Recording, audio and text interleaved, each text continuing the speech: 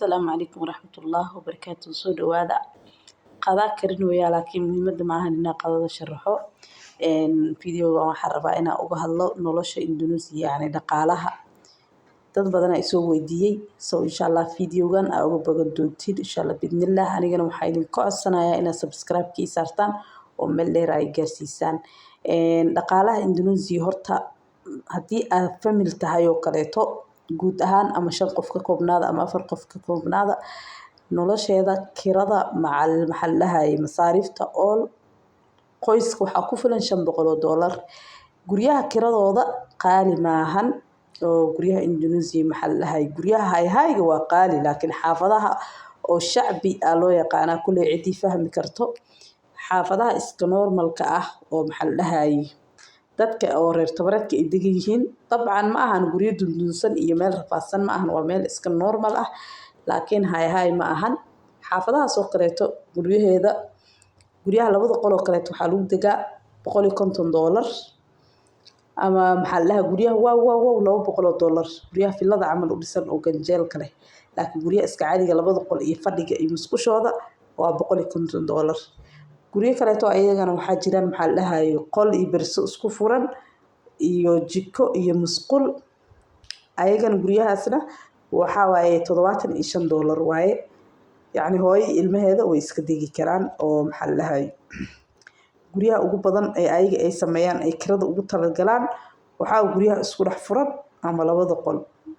soo guryaha filooyinka waxa waaye filooyinka qaali ma ahan filo weyna laga yaabaa $200 ama $250 inaad ku heshid laakiin waxa waaye shubitaan 6 bilood kiradeeda maxallahay horumar ay ku dhahayaan guri filo oo diyaarsan oo alaabtiisa xitaa qaarkood alaab taalo oo maasha Allah oo kala kacsan waxay ku leeyihiin lacagta shub markii intaas laga soo gudbo maadaama dadka qaxooti ay yihiin soo guryaha $150 ama $100 ama $75 ee dadka badana ay degaan maxallahay qofka single markuu yahay kiradiisa iyo maxallahay noloshiisa $250 $300 ugu badnaan enough ay ku tahay oo maxallahay nolol oo maasha Allah iskaga noolaan kara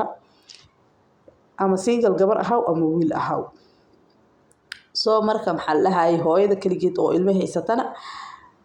$300 maxallahay way iskaga noolaan kartaa lacagta horta marba si waay hadee badan tahay iyo hadee yar tahay qofka sida uu maareysta ay ku xiran tahay laakiin Indonesia waxay ugu dugan tahay wadamaha kaleeto kulay waxa aniga u maleynayo Malaysia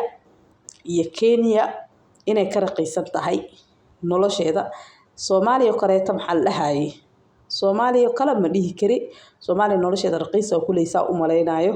laakiin Kenya iyo maxallahay Malaysia oo ay ka raqiisan tahay nolosheeda ama maciishad ha noqoto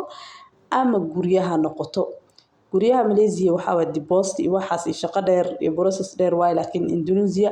deposit ma ka jiro laakiin guryaha apartmentiga kaleeto apartmentiyada ku yaalan apartmentigaas deposit oo waxa laga qaadaa qofka $150 camal ah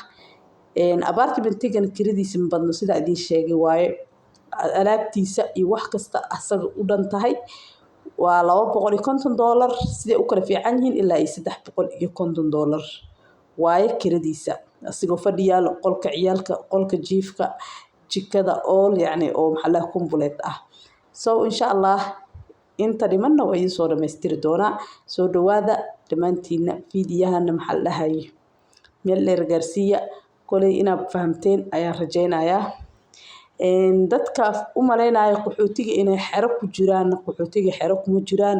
guryo caadi degan yihiin qaar ay hay'ad hayso way jiraan oo maxallahay oo guryo la dajiyay oo maxallahay la masaarifo iyo qaar banaanka degan oo ayaga xorriyadooda u nool sidaas iskugu jiraan dadka qaxootiga